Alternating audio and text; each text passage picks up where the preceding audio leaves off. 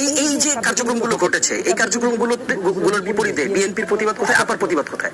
আপা রাস্তায় নেমে জিজ্ঞেস করছেন সরকারের কাছে? জিজ্ঞেস করেন নাই তো, আপা খালি প্রশ্ন করেছেন টক শোতে।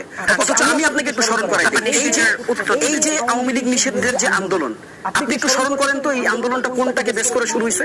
এই আব্দুল হামিদ যে দেশ থেকে চলে গেল, এটাকে কাউন্টার করা, এটার জবাব চাওয়ার ক্ষেত্রেই কিন্তু, জবাব চাওয়া থেকেই কিন্তু এই আন্দোলনের শুরু হয়েছে। কাজে আপনি যেই বাইনারিতে আমাকে ফেলতেছেন, আপনি যে প্রশ্ন আমাকে করতেছেন, ওই প্রশ্নে আপনার জর্জরিত, আপনাকে উত্তর দিতে হবে যে আপনি কেন আব্দুল হামিদ পালায় যাওয়ার পর রাস্তা নামেননি। আমরা তো ইন্টারিমের কাছে জব চেয়েছি, আমরা তো ইন্টারিমের কাছে আমরা স্লোগান দিয়ে বলেছি যে ইন্টারিমকে একটা জব দিতে হবে।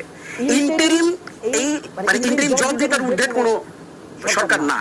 ইন্টারিম আমাদের কাছে অ্যাকাউন্টেবল। কাজে ইন্টারিমকে এই প্রত্যেকটা যে যতগুলো নাম আপা উল্লেখ করেছেন, এরা তো আমাদের কেউ বন্ধু না। আপনাদের বন্ধু হইতে পারে, আমি জানি না, আমাদের তো কেউ বন্ধু না। আপা যদি বিএনপিকে রিপ্রেজেন্ট করে থাকেন, তাহলে মির্জা